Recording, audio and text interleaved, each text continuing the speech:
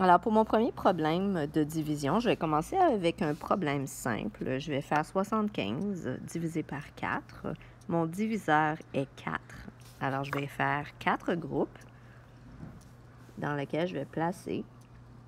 Je vais devoir distribuer 75. Je vais commencer avec mon plus grand des deux nombres. Alors, je sais que 75, c'est 70 et 5. Donc, je vais commencer par distribuer 70. Si j'essaie de faire 20 dans chaque groupe, ça ne va pas fonctionner parce que 20 plus 20 plus 20 plus 20, ou 20 fois 4 me donne 80. Alors, à la place, ce que je vais faire, c'est que je vais essayer avec 15. Et je sais que 15 plus 15 égale 30. Et si je fais ça une autre fois, 15 plus 15 égale 30, ça va me donner 60.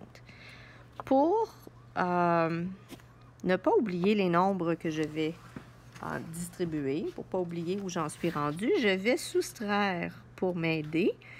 Alors, je vais prendre mon 75, c'était mon nombre de départ, auquel j'ai soustrait 60. Il me reste maintenant 15. Alors, 5 moins 0 me donne 5 et 7 moins 6 me donne 1. Et je le sais parce que 60 plus 15 me donne 75. Il me reste 15 à distribuer. 15 que je vais distribuer en 4 groupes. Je vais faire, pour commencer, je vais essayer avec 5. Qu'est-ce qui arrive si je fais 5, 5, 5 et 5? Ça ne fonctionne pas, ça va me donner 20. Alors, je vais devoir modifier. Et à la place, je vais peut-être essayer 4. Qu'est-ce qui arrive si je fais 4 plus 4 plus 4 plus 4? Ça va me donner 16. C'est encore un peu trop haut. Alors, on va y aller avec 3. Alors, 3 plus 3 plus 3 plus 3 me donne 12. Alors, j'ai mon 15 auquel j'enlève 12 parce que mes 12 sont distribués déjà. Et il me reste 3.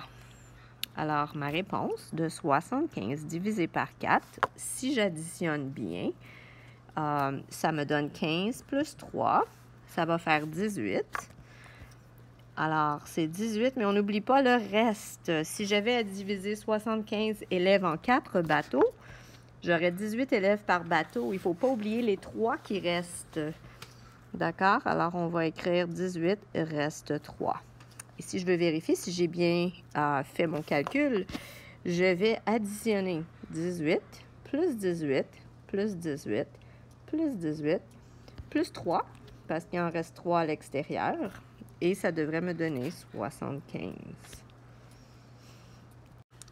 Alors, pour ce deuxième problème, je vais utiliser une stratégie qui ressemble plus à la division longue, celle que moi j'ai appris lorsque j'avais ton âge et que j'ai enseignée au début de ma carrière. Alors, je vais placer mon nombre ici. Mon dividende, 86, c'est le dividende. Et je le divise par 3. Et le 3, le terme mathématique pour le 3 ici, c'est un diviseur. Alors, pour m'aider à visualiser, je vais faire 3 groupes. Et je vais aussi les placer. Ce qui va se passer, c'est que tout ce qui va dans les 3 groupes, je vais le noter également juste ici en haut de mon dividende. Alors, je vais commencer avec 80. Je sais que 86, c'est 80 plus 6. Alors, moi, je vais commencer avec 80 que je divise en 3. Je vais placer 25 parce que je sais que 25 plus 25 plus 25 ou 25 fois 3 me donne 75. Alors, je place mon 25 ici et le 25 qui est là est le même que le 25 qui est ici. Ici et là. Alors, au total, j'ai 75 que j'ai placé. Alors, je vais le soustraire à mon 86 et il me reste 11. Mes 11 que je distribue en 3 groupes, je vais faire 3 dans chaque parce que je sais que 3 plus 3 plus 3 me donne 9. Alors, mes 3 au total me donnent 9. Et je vais les soustraire à mon 11 qui me restait à diviser. Et il me reste 2. Je ne peux plus les distribuer. Mais c'est important de noter que ton reste doit apparaître quelque part. Alors, la réponse de 86 divisé par 3 est 28. Oups, pardon.